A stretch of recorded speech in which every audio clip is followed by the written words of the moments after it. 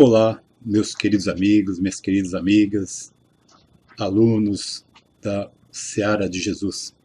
Mais uma vez aqui reunidos para darmos continuidade aos nossos estudos desse quarto módulo do curso de Estudos Espíritas e Educação Mediúnica da Seara de Jesus. Hoje é a nossa 10ª aula desse ano 2024 e nós vamos falar sobre o retorno da vida corpórea à vida espiritual. Dividido em duas partes. A parte A nós vamos falar sobre a alma após a morte, a separação da alma e do corpo, a perturbação espírita, e na parte B vamos falar da parábola do mordomo ou administrador infiel. Esse tema que nós vamos falar hoje está na 37ª edição, é a aula 17, e na 45ª, que é uma outra edição que muitos alunos possuem, é a aula 11. A diferença dessas duas edições, na questão do conteúdo, é a parábola, né, que na parábola só tem na edição 37. Na edição 45 é uma outra parábola. Mas o importante é o que nós vamos ver aqui agora, né, nesse momento. Então, para que a gente possa iniciar os nossos trabalhos, vamos elevar a nossa mente, os nossos pensamentos à pátria maior e fazer a nossa prece, agradecendo a Deus pela oportunidade que nos deu de mais um dia nesse planeta Terra, onde podemos escrever a nossa vida, a nossa passagem por aqui. Agradecer ao Mestre Jesus, que está sempre no leme desta nau. Agradecer os nossos mentores, os mentores deste trabalho, porque sem eles, certamente seria muito mais difícil. Mas, acima de tudo, é o Pai, que sempre devemos agradecer. Que assim seja, graças a Deus.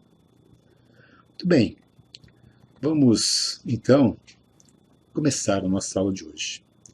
Mas antes da gente começar a falar desses temas, né, vamos lembrar aqui a aula que nós tivemos a semana passada, a aula da Dora, porque tem muito a ver com o que nós vamos falar hoje. Semana passada, a Dora nos explicou como acontece a ligação do espírito reencarnante ao corpo físico, em que momento que isso se dá, se é no momento do nascimento, se é no momento da concepção.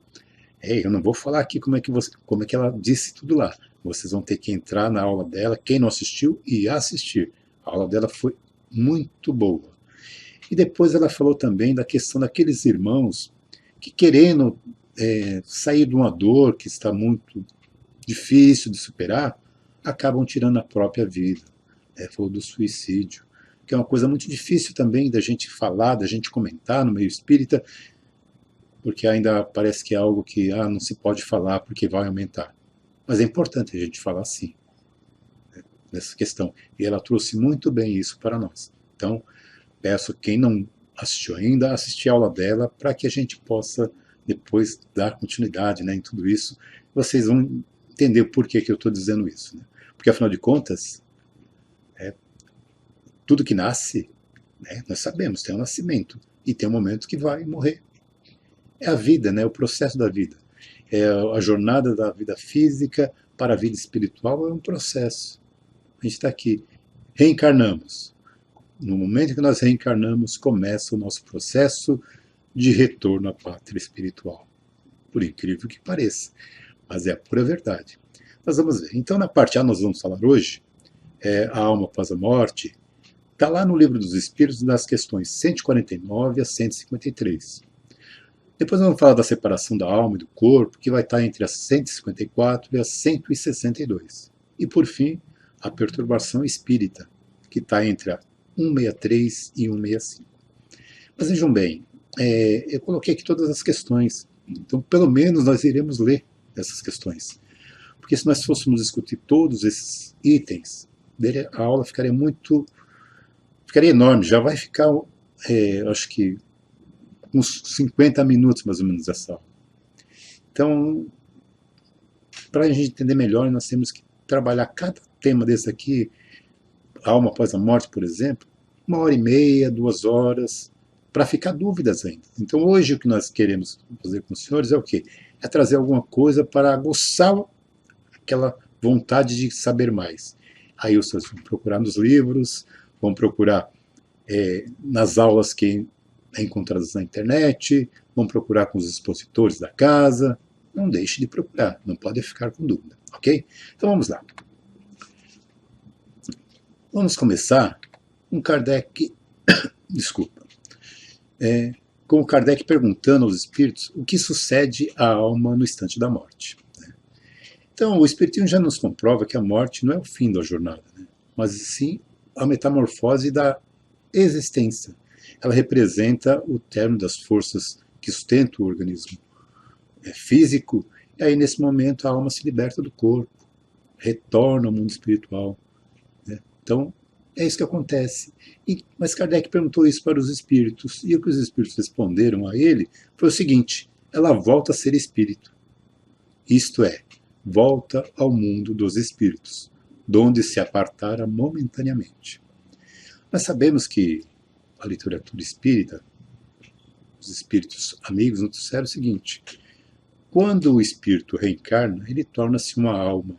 Então a alma é o espírito encarnado. No momento que ela perde o corpo físico, ela volta a ser classificada como espírito.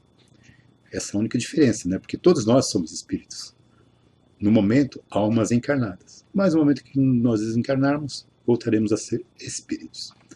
Kardec está perguntando assim: mas a alma após a morte conserva a sua individualidade? Será que quando Orlando desencarnar, Dora desencarnar, qualquer um de nós aqui desencarnarmos, será que nós vamos manter a nossa individualidade? Os espíritos dizem que sim, evidentemente, jamais a perdemos. Que seria ela se não conservasse, que seria a alma se ela não conservasse essa individualidade? Porque nós íamos nos preparar tanto, íamos ser pessoas boas, íamos trabalhar para o bem, íamos estudar, se ao desencarnar a gente ia voltar ao todo, como muitas pessoas pensam. Não ia ter essa individualidade. Não seria. Não teria lógica, mas Kardec vai mais à frente e fala assim: mas como comprova que a individualidade da alma, uma vez que não tem mais corpo material? Como é que vai comprovar essa materialidade? Aí eles falam: poxa, você já esqueceu? Continua a ter o fluido, que ele é próprio, a origem da atmosfera do planeta, que guarda a aparência da sua última encarnação. O que seria isso daí? Qual é o nome, gente? Coloque no chat como é o nome disso daí que dá, que mantém a aparência, que une o corpo ao espírito. Muito bom, perispírito. Então, justamente isso, o perispírito vai guardar todas essas características. Mas Kardec fala: não, mas quero mais saber mais. A alma nada leva consigo deste mundo? Será que não leva nada? De material, com certeza não. Porque tudo que é material só nos é emprestado e vai ficar aqui. E os espíritos respondem para ele que nada. A única coisa que se leva é a lembrança e o desejo de ir para um mundo melhor. A lembrança pode ser cheia de doçura ou cheia de amargor, conforme o uso que nós fizemos da vida. Olha que coisa, Quanto mais pura for, melhor compreenderá. Quanto mais a alma for pura, mais compreenderá a futilidade que deixa na Terra. Então, tudo que a gente deixa aqui é fútil. Não dá nada. Nós somos espíritos imortais. Fomos criados por Deus, simples e ignorantes, fadados a chegar à angelitude. Para uns, mais apto, para outros, mais demorado. Mas estamos a caminho, todos a caminhos da luz. Certo? E Kardec, então, fala assim: poxa, que pensar da opinião dos que dizem que após a morte a alma retorna ao todo universal? E é interessante que esse todo universal, em algumas pessoas com quem eu conversava, falavam que esse todo universal era como se fosse Deus, nós voltássemos para Deus. Aí eu nunca concordei, porque imagino uma pessoa assim tão impura como Orlando retornando a Deus, que pode ter impureza, senão não seria Deus. Então, não tem lógica. E onde é que ficaria minhas impurezas? Mas os espíritos responderam de uma forma legal para ele. Disseram o seguinte: responderam com perguntas. O conjunto dos espíritos não forma um todo? não constituem um mundo completo? Deixou ele para pensar. E quando estás numa assembleia, és parte dela, mas não obstante, conserva sempre a tua individualidade. Naquele momento que nós estamos numa assembleia, fazemos parte do todo da assembleia, mas cada um com a sua individualidade. Porque se as almas se fundissem num único conjunto, perderia as características individuais, a inteligência. E a gente vê nas comunicações mediúnicas que elas demonstram a consciência que a pessoa tem, que aquele espírito tem da última passagem que ele esteve aqui, ou de outrora, Então, são realidades individualidades completamente distintas, não poderiam estar ali misturadas, se misturarem. Absorver num todo não daria certo. Não daria para você misturar seres bons com seres ruins, sábios com ignorantes, felizes com desgraçados. O que ia sair daí? Que média que ia sair disso daí? E onde estaria guardado tudo aquilo que cada um passou? Não seria justo. Então, não seria coisa de Deus. Vocês concordam comigo? Que prova podemos ter, então, da individualidade da alma depois da morte? Kardec era crica, Aí eles falaram, olha, não tendes essa prova nas comunicações que recebeis? Se não fosses cegos, verias. Se não fosses surdos, ouvirias. Pois que muito a miúde uma voz vos fala, reveladora da existência de um ser que está fora de vós. Aí Kardec ficou pensativo, realmente, O que me traz os espíritos, o que esses espíritos estão me trazendo, como é que eu não posso acreditar na individualidade? Mas Kardec não estava fazendo as perguntas para ele. As perguntas que Kardec fazia naquela época eram para nós. Para que a gente tivesse certeza dessa individualidade. Porque muitos de nós ainda hoje temos problemas em aceitar a individualidade da alma a partir do momento da morte do corpo físico. Então nós sabemos que Kardec faz uma pergunta interessante que se deve entender da vida eterna, o que é a vida eterna. Porque Jesus falou, que é morrendo que se vive para a vida eterna, está lá na oração de São Francisco. Então nós falamos do perispírito, que é o envoltório da alma. Ele acompanha a alma tanto antes quanto após a morte. Antes é a alma, depois é o espírito. Então ele vai acompanhar o espírito, porque o espírito, sem o perispírito, para nós ele seria invisível. Mesmo que ele tentasse se tornar tangível, para nós ele não apareceria. Porque o que nós conhecemos, nós precisamos dessa matéria ainda. É uma matéria sutil, mas é necessário para nosso grau de evolução ainda. Mas então, em que sentido a gente se deve entender a vida eterna? Eles falam a vida do espírito, que é eterna. O corpo é transitório, passageiro. A do corpo, Quando o corpo morre, a alma retorna à vida eterna. Kardec não gostou muito. Ele falou, não, mas não seria mais exato chamar a vida eterna a dos espíritos puros, dos que, tendo atingido a perfeição, não estando sujeitos a sofrer mais prova alguma. Então Kardec quis colocar assim, talvez a vida eterna seja aquela vida depois que você não precisa mais reencarnar. Chegou ao espírito puro, não precisa mais reencarnar. Vida eterna. O que você acha que os espíritos responderam para ele? Será que eles aceitaram essa forma de Kardec colocar? Vamos ver? Olha lá que eles falaram. Esta é antes a felicidade eterna. Não a vida eterna, é a felicidade eterna. Porque a partir do momento que você chega em espírito puro, você não precisa mais reencarnar, você é espírito feliz. Já está tudo certo para você. Então, a partir dali é só felicidade. Mas a vida é eterna. Já estava eterna desde o início. Mas isso constitui uma questão de palavras. Olha que legal. Chamai as coisas como quiserdes, contando que vos entendeias. Se a gente entender, não importa como nós vamos fazer. Ó, da forma como vocês entenderem, faça. Mas entenda. Então nós temos que entender que a vida eterna, ela é a vida espiritual. Ah, Orlando, você falou que nós somos imortais. Sim, porque o único eterno é Deus. Mas daquilo que nós conhecemos, daquilo que nós podemos conhecer, também podemos classificar o Espírito como eterno. Porque nós não podemos chegar ao seu início, né? Não temos como chegar. Não temos a capacidade de chegar a isso. Então, para nós, na condição que nós estamos, ela tem a vida eterna. Porque Deus criou e eternamente irá ter. Ele continua criando até hoje. E a separação do corpo e da alma? Como é que será que se dá a separação do corpo e da alma?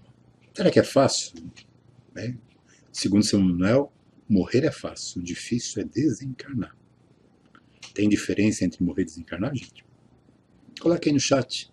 Já falei para vocês, hoje vai ser só uma pincelada para a gente ficar com bastante dúvida e sair procurando, tentando tirar as nossas dúvidas. Ok? Vamos lá. Kardec começa perguntando assim, é dolorosa a separação da alma e do corpo? Será que dói essa separação?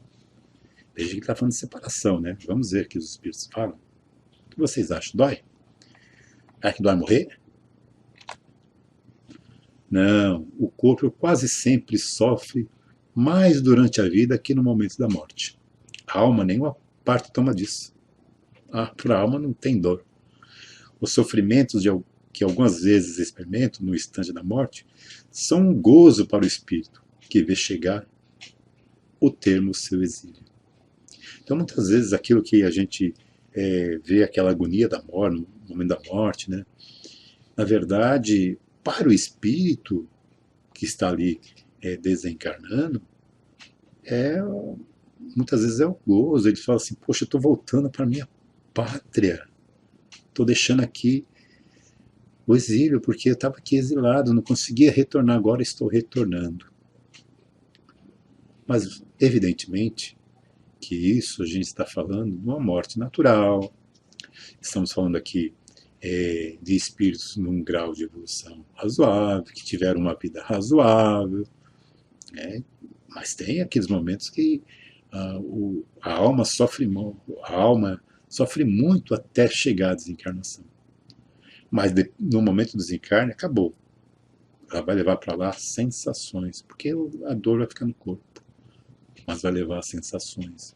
Nós ainda hoje vemos muitas pessoas desencarnadas chegarem às casas espíritas precisando de apoio porque sentem ainda as dores do corpo que já não existe mais.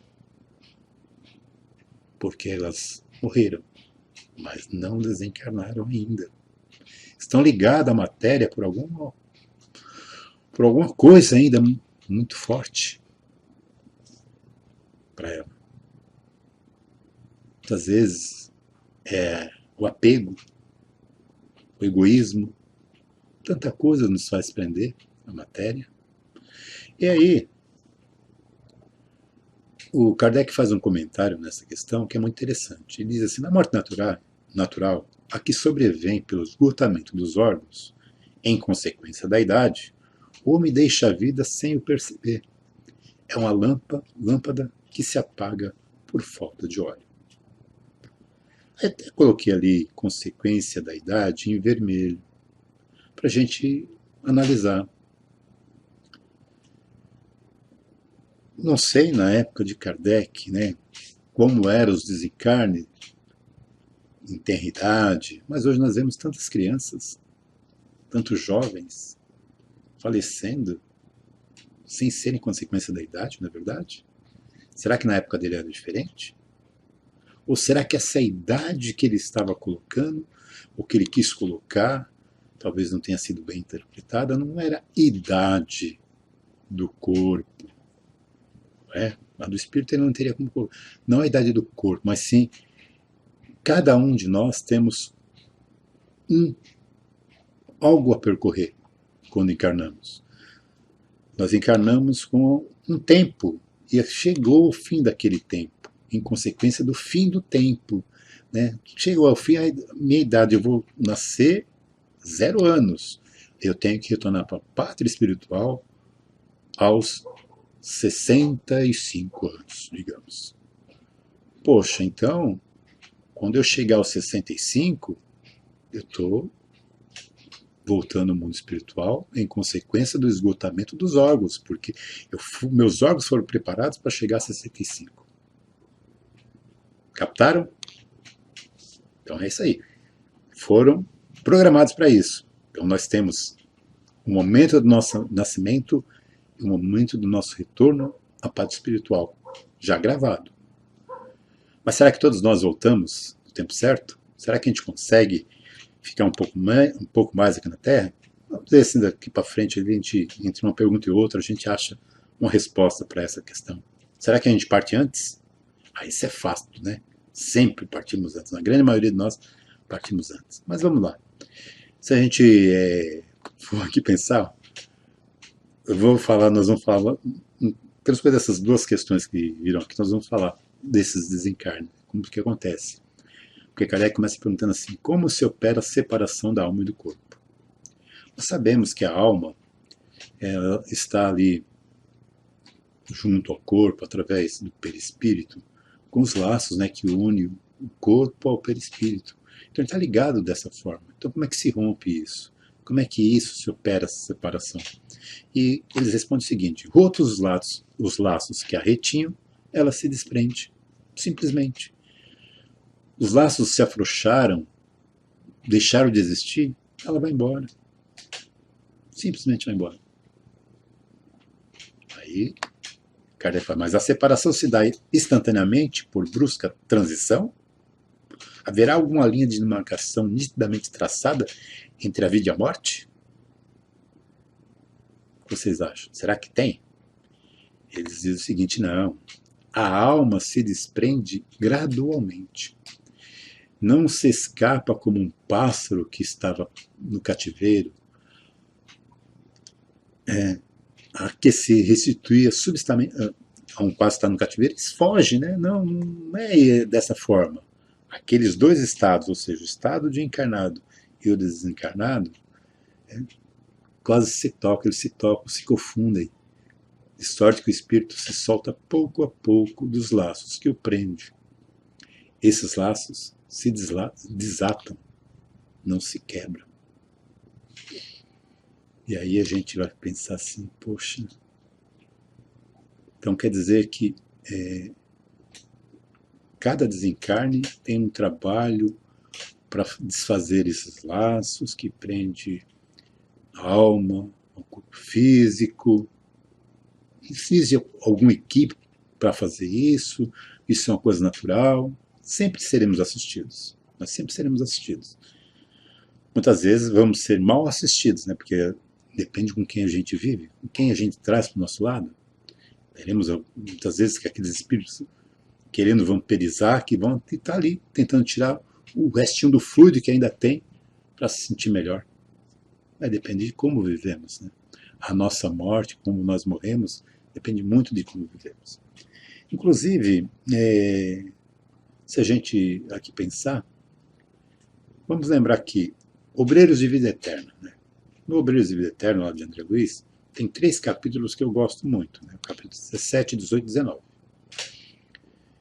que tratam-se de desencarnações muito interessantes.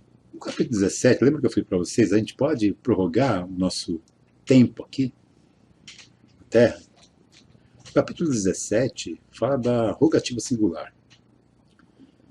A irmã Albina, ela teve o tempo dela na carne prorrogado. É interessante que não é só pedir, né? E foi uma rogativa. A rogativa de um neto adotivo dela, que rogou ao pai para que aquela avó que ele havia conhecido não desencarnasse, não morresse. E aí foi concedido a ela um pouco mais de vida. Eu só vou contar para vocês um trechinho, que não vou dar spoiler não, vocês têm que ler o livro também, que é um ótimo livro para ler. Essa avó tinha uma filha, e essa filha estava grávida de uma menina. Então, o menino e essa menina tinham já um acordo pré-reencarnatório para se encontrarem nesta vida. Porque eles tinham uma missão a cumprir. Só que ele sabia que se a avó desencarnasse, a mãe adotiva dele, que estava grávida, iria entrar em choque e poderia fazer com que aquele feto não chegasse a termo, ou seja, que aquela irmã dele, que ele tanto precisava, não nascesse nessa gestação. Então ele pediu. Então foi concedido a ela o tempo dela viver para que a neta nascesse. Olha que coisa interessante. E nós, será que nós temos méritos? Porque pedir, a gente pode pedir, né? Mas por que nós estamos pedindo? Divaldo conta que ele teve uma experiência quase morte, né? E ele fala que ele foi lá visitar a mãe dele e a mãe dele falou para a mãe dele, será que eu posso ficar? Ela falou, não sei, meu filho, eu vou perguntar. Eu acho que você vai ter que voltar, mãe, mas para eu voltar, você vai ter que voltar, você tem muita obra. Aí ele falou, então, e seja mais 8 anos, pelo menos? E quando ele contou, já tinham passado 18. Aí ele falou assim, eu acho que eles não entenderam direito. Eu não sei. Ele falou, palavras do Divaldo. Mas nós também podemos fazer isso. Se nós temos um trabalho e chega um momento que nós temos que desencarnar, mas o nosso desencarne vai atrapalhar aquele trabalho, eles podem nos dar um pouco mais de fluido para que a gente possa continuar. Porque, como eu falei, isso que nós temos aqui, essa passagem nossa aqui na Terra, é como se uma empresa chegasse, vamos fazer assim uma comparação bem tosca, né? A empresa chega e fala, olha, nós desenvolvemos um carro, nós queremos que você teste o carro. Ok. O carro está abastecido, vocês vão sair daqui, digamos aqui, daqui de São Paulo, e vocês vão chegar até a divisa da Bahia com Pernambuco, lá no finalzinho, lá pertinho de Petrolina. 3.000, não sei quantos quilômetros, mais ou menos. Aí nós falamos, ok. Aí falou, só que para que você consiga chegar lá, sem o carro quebrar, sem faltar combustível, vocês têm que seguir regras. Ok, quais são as regras? Aí vai falar as regras, olha, vocês não podem dirigir sem tomar fora dos limites programados, vocês têm que estar sempre parando o carro para que o carro descanse. Vai passando um monte de regra. Vocês não podem ficar dando voltas por aí, passando em locais que não estavam no roteiro. Aí nós falamos, não, tudo bem, nós vamos conseguir. Aí nós saímos daqui, dirigindo aquele carro possante, aí pegamos uma estrada maravilhosa, limite de velocidade 100 por hora. Poxa, mas comecinho da madrugada, ninguém na pista, pista linda, maravilhosa, 100, 110, 120, 130, e nós vamos embora. Aí daqui a pouco nós estamos chegando no Rio de Janeiro. Poxa, chegamos no Rio de Janeiro, cidade maravilhosa. Apesar de tudo que acontece lá de ruim, mas é uma cidade maravilhosa. Assim como São Paulo, né? Cidade maravilhosa. Aí eu quero conhecer o Cristo, quero conhecer o Corcovado, quero conhecer a Ponte Rio-Niterói, quero conhecer vários locais. Aí conheço ali, saio dali e falo, poxa, podia dar uma passadinha lá nas serras, né, do Espírito Santo. Vou passar no Espírito Santo, passamos na Serra do Espírito Santo, vamos conhecer alguns locais. Nosso destino é lá a divisa de Bahia com Pernambuco, lá em Petrolina, lá pertinho de Petrolina. Ok. Aí nós temos, poxa, já estamos aqui, vamos dar uma passadinha em Minas Gerais? Vamos conhecer Belzonte? Aí a gente vai conhecer Belzonte, comer um pão de queijo, tudo maravilhoso. E saímos, tocamos nosso caminho. Aí quando nós chegamos em Salvador, meio da Bahia, mais uns 600, 700 quilômetros, talvez a gente está chegando mais próximo de nós, mas estamos ali, no meio da Bahia. Aí nós olhamos para o ponteiro de combustível, ele está marcando reserva. Puxa, e agora? Não vai dar para chegar. E o que a gente faz? A gente vai pedir apoio, vai pedir ajuda. Mas será que nós vamos receber ajuda? Tudo aquilo que eles falaram para a gente não fazer, nós fizemos. Qual que nós vamos levar para lá que merece uma carga a mais nesse combustível para a gente poder chegar? O que nós estamos levando? Essa é a pergunta que nós temos que nos fazer quando a gente estiver numa condição de ver os nossos órgãos físicos ir se deteriorando e a gente querer viver mais. E a gente perguntar para quê? Pensem bem nisso. Então a gente tem que tomar cuidado, nós temos que seguir as regras, descansar, se alimentar direito, tanta coisa, e a gente acaba não fazendo, em razão da nossa matéria. E aí, o que pode acontecer com a gente ter o mesmo destino que teve o nosso irmão Cavalcante, lá no capítulo 18 do Obreiros de Vida Eterna. Cavalcante teve um processo de desencarne muito difícil, que ele estava ali, o corpo dele já apodrecendo em algumas partes, e ele não desencarnava, ele não largava o corpo de jeito nenhum. Leia o livro. Sofreu demais aquela alma, mas teve os seus motivos. Em contrapartida, no capítulo 19, tem a serva fiel. Esse capítulo é maravilhoso, gente. Vai falar de Adelaide Câmara, mais conhecida no mundo espírita como a Aura Celeste. Fez algumas psicografias, através do nosso querido amigo Chico, mas, para vocês terem uma ideia, ela é um espírito de luz tão grande, fez tanto trabalho em benefício do próximo, fundou albergues, fundou asilos para crianças, para meninas, que era, inclusive foi um dos locais onde ela deixou, e no Rio de Janeiro, se não me engano, existe até hoje, não sei se com o mesmo nome. E ela tinha uma carga energética que ela recebia dos amigos, porque ninguém queria que ela desencarnasse. Então ela estava ali, moribunda, o pessoal chegava lá e começava a entrar em oração, e ela se refazia. Todo mundo doava para ela. E isso estava atrapalhando o seu desencarne. Aí quando estava chegando um momento, porque ninguém parte antes do tempo, né? Ah, mas Orlando, e se acabar o combustível antes? Ah, acabou o combustível antes. Nós éramos a ter chegado até lá, a divisa da Bahia com Petrolina, e nós não chegamos, paramos em Salvador. Como é que aconteceu? Fomos nós? Morremos antes do tempo? Ou será que, interrompeu aqui, você vai ter que retornar depois para fazer esse percursinho Salvador, Bahia, lá em Juazeiro, que é a cidade de Juazeiro, ali perto de Petrolina. Só isso nós íamos ter que fazer. Aí fica aquela encarnação curta. Percebe? Nós temos a data para voltar. Passar dessa data é muito difícil. Só nos casos como nós falamos aqui da irmã Bina. Mas essa Adelaide, será que ela passou do tempo? Quando chegou o dia que ela precisava retornar, foi feita uma reunião durante o momento do sono daqueles irmãos que oravam por ela, e foi dito para eles que ela precisava desencarnar.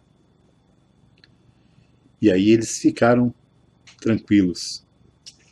E essa mulher, quando começa o processo de desligamento do corpo físico dela, ela em espírito aparece para ali André Luiz, a equipe que estava ali, e fala assim: eu gostaria de eu mesmo fazer esse trabalho.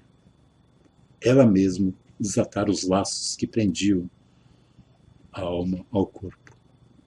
Apenas um sobrou para que fosse feito pela equipe socorrista espiritual, que é aquele que vem lá do cérebro, Ali tirou aquele plug, acabou, não sofreu nada. Desencarne maravilhoso. Mas vamos em frente, não vai dar tempo, Aí Kardec pergunta assim: a separação definitiva da alma e do corpo pode ocorrer antes da cessação da vida orgânica? Será que a gente pode desencarnar antes? O que vocês acham?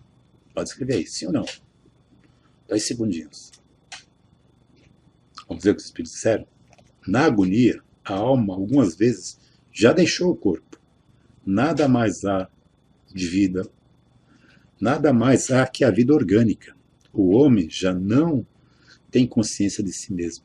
Entretanto, ainda lhe resta um sopro de vida orgânica. O corpo é a máquina que o coração põe em movimento. Existe enquanto o coração faz circular nas veias o sangue, para o que não necessita da alma. Então, muitas vezes, a alma já não está ali. Contam alguns comentários da espiritualidade que nesses grandes desastres, né, muitas pessoas que desencarnam em coletivo, acidente de avião, muitas vezes, que muitos ali, naquele momento que sabem que não tem mais jeito, eles simplesmente apagam. E quando acontece a explosão, não tem, o corpo está ali só com a vida orgânica. Os espíritos já saíram dali. Para todos? Não. Infelizmente não. Porque cada um tem uma vivência. Cada um tem a sua individualidade. Kardec perguntou: no momento da morte, a alma sente alguma vez qualquer aspiração ou êxtase que lhe faça intervir o mundo onde vai entrar? Será que ela consegue saber onde é que ela está entrando? Se ela está indo para um umbral grosso, um umbral fino? Para onde ela está indo? Quem está aguardando ela do outro lado? Será que ela consegue? Eles falam, muitas vezes a alma sente que se desfaz os laços que aprende o corpo. Emprega então todos os esforços para desfazê-los, como no caso da nossa querida Adelaide, né? Já em parte desprendida da matéria, vê o futuro desdobrar-se diante de si e goza por antecipação do estado do espírito. Então, essa irmã Adelaide, inclusive, durante o período de desencarne dela, ela foi visitada por Bezerra de Menezes, desencarnado também. E eles tiveram assim, uma noite interessantíssima, de grande troca de ideias. E ele fala para si, não tenha medo da morte. E ela fala, não tenho medo da morte. Mas as pessoas me largam, como é que vai ficar a coisa aqui? Fique tranquilo, não vai perder nada do que você fez. Só vai deixar de ficar centrado em você. Vai passar para outras mãos. Olha, também ela tinha um pouquinho de apego, né? E aí Kardec faz até uma comparação dessa questão da separação do corpo e da alma, da lagarta, né? Que a lagarta começa lá se arrastando pelo chão, depois ela se transforma numa crisálida, né? Fica ali presa ali, e a gente pensa, ele morreu. Daí a pouco nasce uma linda borboleta. Aí Kardec fala assim, pô, a gente poderia dizer que isso aí pode ser assim, a nossa vida de terrestre, o túmulo, e finalmente a nossa nova existência? Não. Isso é uma ideia muito acanhada, né? A imagem é boa, mas a ideia é muito acanhada. Não pode ser tomado ao pé da letra. Mas a gente fica imaginando, né? Como é que vai ser quando eu desencarnar? Onde é que eu vou sair? Quem vai me esperar? Vamos saber. Quem são os nossos amigos que estão lá esperando? Quais as amizades nós estamos fazendo durante a nossa vida terrestre? Vamos lá. Que sensação a alma conhece no momento... Desculpa. Que sensação experimenta a alma no momento em que reconhece estar no mundo dos espíritos? Como é que ela se sente? Sabendo, pô, cheguei no mundo dos espíritos. Diz o seguinte, ó, depende. Se praticaste os mal, foi o que eu falei, né? Impelido pelo desejo de o praticar, no primeiro momento se sentirá envergonhado de haveres praticado. Com a alma do justo, as coisas se passam de modo diferente. Ela se sente como se aliviada pelo grande peso que ela deixou, né? Pois não teme nenhum olhar perscrutador. Aí nós estamos falando do sentir, da forma como desencarna, que muitas vezes a alma já deixa o corpo antes do corpo morrer. Aí tem a gente sente lembrar de Paulo de Tarso, vocês lembram Paulo de Tarso? no livro Paulo Estevam, se eu não me engano foi no Paulo Estevam, né, que conta a história da forma como Paulo passou para o mundo dos espíritos. Que ele está ali para ser decapitado. E está fazendo sua oração, não vendo a hora de partir para o mundo espiritual, porque a missão dele estava cumprida. Mas aquela pessoa que estava ali para dar o golpe final, começou a tremer, não conseguia. Aí ele olhou para aquele soldado e falou com autoridade: ora, pare, cumpra a sua parte, cumpra a sua missão, a minha está cumprida. Se colocou na posição, fechou os olhos e ali houve a decapitação dele. Mas imagine, ele teve que dar bronca naquela pessoa que tinha que fazer o serviço. Olha que alma.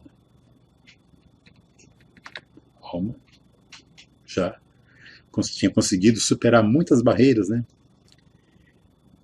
O espírito se encontra imediatamente com os que conheceu na Terra e que morreram antes dele? Será que a gente se encontra lá com a nossa mãe, com o nosso pai, com os nossos entes queridos, amigos que partiram antes da gente? Sim, conforme a afeição que eles voltava e que a eles se consagrava. Muitas vezes aqueles seus conhecidos o vêm receber a entrada no mundo dos espíritos e o ajudam a desligar-se das faixas da matéria. Encontra-se também com muitos dos que conheceu e perdeu de vista durante as suas vida na Terra. Vê os que estão na retidade e vai visitar os que se encontram encarnados. Então nós vamos ver também nesse livro Obreiros de Vida Eterna, muitos dos irmãos que desencarnaram retornar para visitar os parentes. Leiam o livro, muito bom esse livro.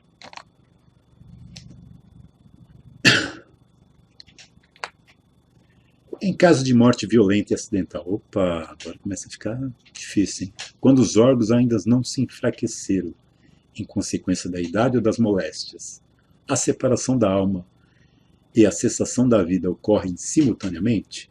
Será que é isso? Vamos ver o que eles dizem? Geralmente assim. Assim é. Mas em todos os casos, muito breve é o instante em que medeia entre uma e outra. Tem um instante ali de mediação, né? Então, na morte violenta ali, acaba o corpo, né? Então, aquele espírito que está mais desligado da matéria, ele desencarna mais rápido. Outros demoram um pouco mais de tempo, mas não tem mais ali nada que sustente aquela vida física, né? E isso é só uma pincelada, gente. Se vocês quiserem ir, Kardec também aqui estava só pincelando essa parte da pergunta 161, 62. Ó, quem fala da decapitação, tem essa questão da decapitação. Da 163. Tem lá no livro O Céu e o Inferno todo um estudo de casos. Leia também O Céu e o Inferno. Nós vamos falar aqui porque não é o tema, ok? Após a decapitação, por exemplo, conserva o homem por alguns instantes a consciência de si mesmo? Veja bem que ele está falando do homem, né? Estamos falando da coisa física. Decapitou, corta-se ali toda a comunicação sanguínea para o cérebro. Será que ainda existe algum momento ali de consciência? Eles respondem que não. Não raro a conserva durante alguns minutos, até que a vida orgânica se tenha extinguido completamente. Percebem? Então ali, quanto tempo o cérebro vai conseguir permanecer sem chegar sangue, sem chegar a oxigenação, né, e ainda perdendo sangue, é o tempo que ainda pode acontecer, de existir essa, como posso dizer assim, essa consciência, né, uma consciência que vai levar somente para a vida do mundo dos espíritos.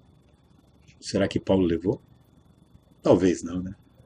Paulo, por causa, não hesita, cumpra a sua parte, cumpra a sua missão, eu cumpri a minha.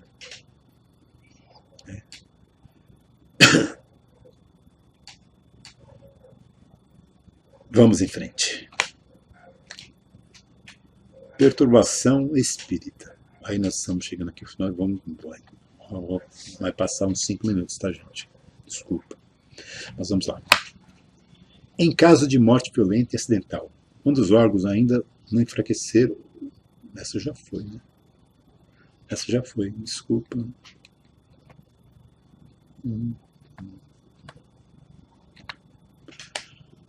A alma tem consciência de si mesma imediatamente depois de ter deixado o corpo? O que vocês acham? Será que a gente deixa o corpo e já tem consciência automaticamente? Imediatamente não é bem o termo. A alma passa por algum tempo em estado de perturbação.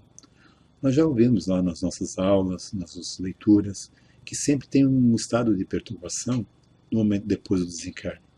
E depende de cada um, esse tempo que vai ficar. É tudo, cada caso é um caso no Espiritismo, não existe uma regra. Cada caso é um caso, como a pessoa vai reagir contra isso. A perturbação que se segue à separação da alma e do corpo é do mesmo grau e da mesma duração para todos os espíritos? É que nós sabemos. Não, depende da elevação de cada um. Aquele que já está purificado se reconhece quase que imediatamente, pois que já se libertou da matéria durante a vida do corpo, enquanto que o homem carnal, aquele cuja consciência ainda não está pura, guarda por muito mais tempo a impressão da matéria. A gente vê, né, quantos irmãos chegam lá ainda apegados à matéria, que já fazem tanto tempo.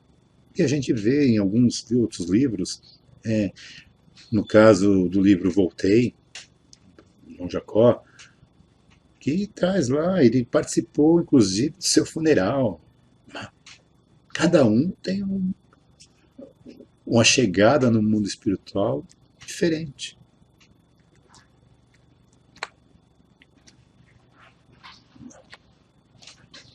O conhecimento do Espiritismo exerce alguma influência sobre a duração mais ou menos longa da perturbação?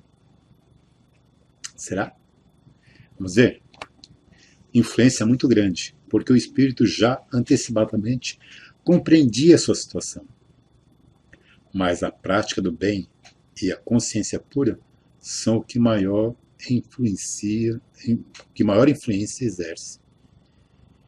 Então, o conhecimento espírita é bom, mas a prática do bem é algo muito melhor. É isso que nós temos que fazer, né? Ficar na prática do bem. Depois desse slide, a gente tem que pensar assim, né? Vamos pensar que a perturbação não é penosa para a pessoa virtuosa, mas pode ser angustiante para aqueles que têm consciência impura. Na morte natural, a perturbação começa antes da cessação da vida. O espírito vai perdendo a consciência de si mesmo no momento da morte. No entanto, nas convulsões pode experimentar parte do processo de expiação. Pode fazer parte do processo de expiação. Aqueles momentos da gente de convulsão, da gente de angústia, podem fazer parte. Depois desse slide, eu vou passar um vídeo de 3 minutos, gente. Eu peço que vocês assistam 3 minutos e 30 segundos. E depois a gente volta para a parte B. Assistam, porque é o desencarne ao vivo de um espírita. Vocês vão ver. Depois a gente comenta. Vamos lá.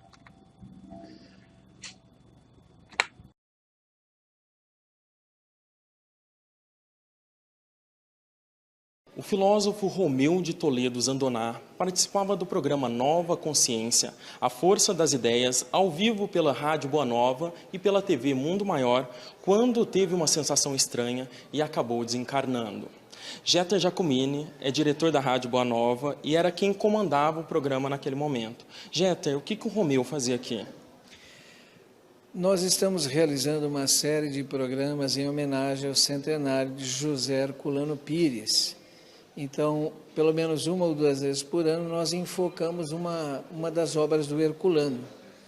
E o Romeu de Toledo Zandoná, um espírita apaixonado pelas ideias, pela força das ideias, filósofo, convidamos e acertamos um livro para ser trabalhado. Para falar sobre o mistério do ser ante a dor e a morte. Como eu tenho uma recente passagem, né, sabe, eu vou falar que eu perdi um empréstimo, né, porque eu não tomo mais o café com ele de manhã. Então, eu li muita saudade, muita né? saudade. Eu li várias vezes o livro, né, nesse tom, buscando o indivíduo que desencarnou, não é verdade? Ele estava muito feliz, muito alegre. Me puseram no final do trabalho conversar com o preto velho. Primeira coisa que eu perguntei para ele foi: para Antônio, o que significa fé? Ele falou assim: rapaz, é isso que você tem de sobra. Sabedoria preto velho, hein? Acreditar. Que sabedoria. Acreditar. Dali eu não parei mais. Aí comecei a estudar, falei assim: tem que ter uma razão para ter fé. Porque você ter fé e passar pela fé, tudo bem, não tem problema nenhum. Mas você tem que ter uma razão específica para ter fé. Está na hora do intervalo e eu vou interrompê-lo e dizer: Romeu, vamos para o intervalo? Ele falou: Jeter, ele estava muito à vontade, muito tranquilo. Ele só falou assim: Jeter, eu estou sumindo. Está lá, Deus pensa, Deus cria. Deus cria o quê? Deus cria uma ideia, noção. Rapaz, eu estou sumindo. A gente vai para o intervalo e volta já já. Então a gente estava muito alegre, muito à vontade, estava tendo uma celebração pessoal, porque ele estava falando de Deus, do espírito, da alma. Qual que é a característica da personalidade dele que vai ficar mais marcada para você? O buscador da verdade, com fé e fé raciocinada. Essa parada que não é a morte, mas sim é o sair de si mesmo na fênix que renasce a cada encarnação. Que o pensamento de Deus é a fênix aparecendo no universo nas cinzas da liberdade.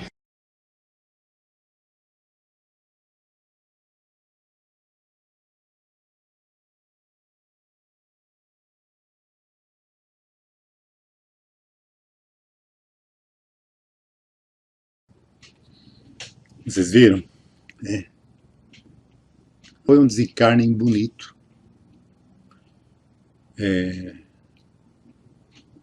Na internet vocês encontram todo o programa completo, né, tudo que já tinham tratado nessa entrevista. Mas é uma pessoa que, como disse o Jeter, né, morreu buscando a verdade, né, a verdade com fé, mas com fé raciocinada. E é assim que nós devemos fazer, buscar a nossa verdade através da fé, mas a fé raciocinada. Mas vamos para a parte B. A parte B nós vamos dar uma pincelada aqui. É a parábola do mordomo ou administrador infiel. Eu vou contar a parábola para a gente não ficar preso aqui no texto da minha forma. Então tinha um senhor que tinha lá seus bens e tinha seus mordomos, aquelas pessoas que administravam aquilo tudo que era dele. E um dos seus administradores, ele ficou sabendo que estava dilapidando os seus bens. De alguma forma, não sabia como. Então ele chamou esse administrador e perguntou para ele: é verdade isso que eu estou sabendo de você? E isso é Jesus contando para os seus discípulos, tá, gente? Ele falou assim: olha, você não vai ter condições de ser mais meu mordomo, meu administrador, de administrar mais os meus bens. Você terá tantos dias para me apresentar as contas. Depois disso, você vai seguir o seu caminho. Não vai ser mais o meu funcionário. E ali saiu aquele administrador dali e falou assim: poxa, e agora o que eu vou fazer? Perdi meu emprego, mas eu não tenho mais idade para trabalhar na terra. Né? Não tenho mais força para trabalhar na terra. Sair pedindo, eu não consigo, porque eu tenho questão do meu orgulho. Não tenho como fazer isso. O que eu faço? E ele ficou pensando, ele teve uma ideia. Ele falou: emprestei o dinheiro que era do meu patrão para algumas pessoas, estava cobrando juro, vou dar um jeito nisso. E então ele chamou essas pessoas que deviam ao seu senhor, porque o dinheiro não era dele, era do senhor, mas ele estava fazendo isso. Ele falou: quanto você deve para o meu senhor? Aí o cara falou assim, eu devo 100 dinheiros, ou 100, tem lá uma medida lá. Ele falou, faz o seguinte, pega aqui, senta aí e escreve aí, ó, 50. Estou dando 50% de desconto para você. Oh, que maravilha! Ficou todo feliz, muito obrigado, amigo. Chamou o próximo, e você, quanto você deve? Eu devo 100 outras medidas. Então faz o seguinte, senta aí e escreve 80. Deu um desconto de 20. O cara também ficou feliz, e assim ele foi fazendo, para depois ele apresentar contas ao seu senhor. Aí o seu senhor ficou sabendo. Aí o seu senhor fez o quê? Louvou aquilo que ele estava fazendo. Nossa, como ele foi esperto. Mas ele ia prestar conta com o seu senhor. Mas ele procurou alguma forma de angariar amigos, mesmo com aquilo que não era dele. Então, o senhor dele louvou, porque ele foi muito astuto, né? Muito esperto. Foi mais esperto que os filhos do sol. Tá lá. E aí Jesus fala, na parábola, que nós devemos angariar amigos, mesmo com aquilo que nós conseguimos de forma dentro da iniquidade. De forma desonesta, vamos dizer.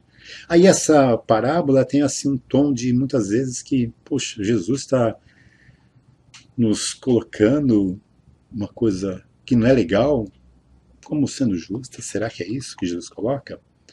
Vamos pensar, pensem um pouco. Pensar, então vamos lá. Na verdade, a gente tem que pensar que Jesus estava falando, aquelas parábolas de Jesus, ela não era somente para aquela época, mas é para servir para nós também. Então, quando ele fala, conta essa questão do administrador, quem é esse administrador? Quem é esse mordomo? Somos nós. Quem é o Senhor, aquele que tem o dinheiro? É o Pai da vida. E o que são os bens?